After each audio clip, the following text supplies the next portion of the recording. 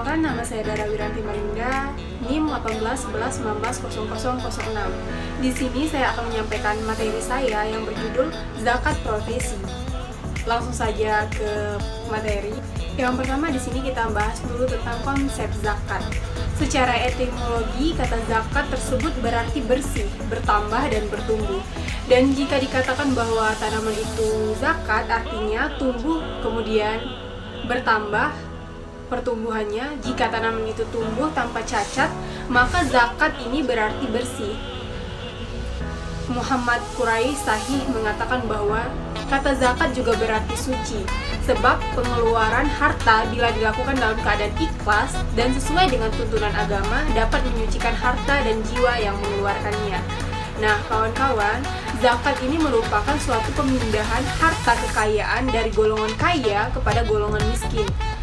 Dapat kita sebut juga transfer kekayaan, berarti juga transfer sumber ekonomi. Selanjutnya, jenis dan kriteria zakat. Berdasarkan dalil-dalil tentang zakat, baik dari Al-Quran maupun hadis, maka ditegaskan bahwa zakat ini adalah kewajiban. Hal tersebut dipahami melalui dalil-dalil yang dominan menggunakan fi'il amr atau kalimat perintah untuk menunaikan zakat. Dari kaidah usul mengatakan pada dasarnya setiap perintah adalah kewajiban. Kewajiban zakat juga dipahami dari dalil-dalil tentang kewajiban salat. Termasuk salat dan zakat tersebut selalu disebut secara bersamaan. Dan kawan-kawan, harta-harta yang wajib dizakati itu terdiri atas beberapa macam, yakni harta peternakan, emas, dan perak. Harta hasil perniagaan, hasil pertanian. Mengenai kadar atau nisab dari harta tersebut adalah yang pertama, harta peternakan yang wajib dizakati terdiri dari ternak unta, sapi, kerbau, kuda, serta kambing atau domba. Yang selanjutnya, emas dan perak. Selanjutnya lagi, harta perniagaan dan perusahaan. Dan yang terakhir, hasil pertanian.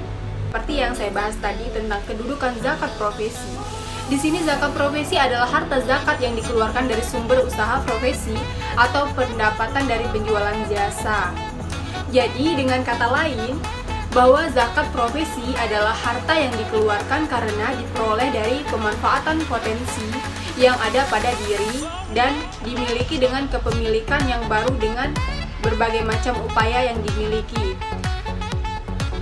Seperti hibah, upah kerja, rutin, profesi dokter, arsitek, pengacara, akuntan, dan lain-lain.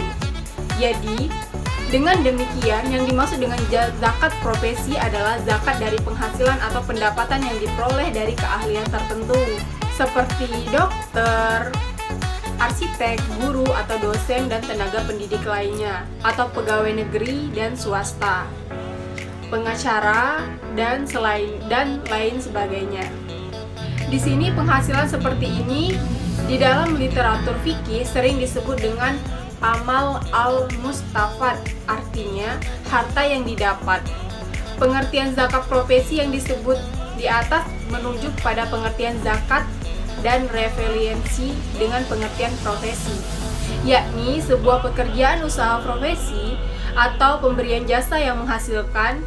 Di dalam Kamus Bahasa Indonesia disebut bahwa profesi adalah pekerjaan atas keahlian sebagai mata pencaharian. Mahjudi di dalam bukunya Masailul Fiqhiyah mengatakan bahwa yang dimaksud profesi adalah sebuah pekerjaan tetap dengan keahlian tertentu dapat menghasilkan gaji, honor, upah, atau imbalan.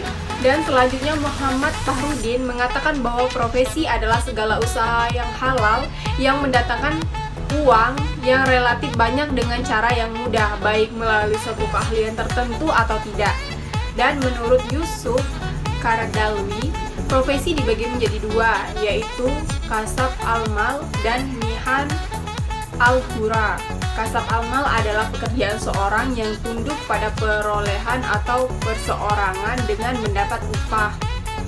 Dan yang dimaksud dengan zakat profesi di sini, jadi kawan-kawan, Yang dimaksud dengan zakat profesi di sini adalah zakat profesi yang tidak menerapkan syarat haul dalam pengeluarannya, sehingga zakat profesi harus dikeluarkan langsung setelah penghasilan dari profesi seseorang, bukan zakat profesi yang dipahami sebagai kalangan yang disyaratkan memenuhi unsur haul sebelum mengeluarkannya, karena hal tersebut dikategorikan sebagai zakat 65 harta secara umum.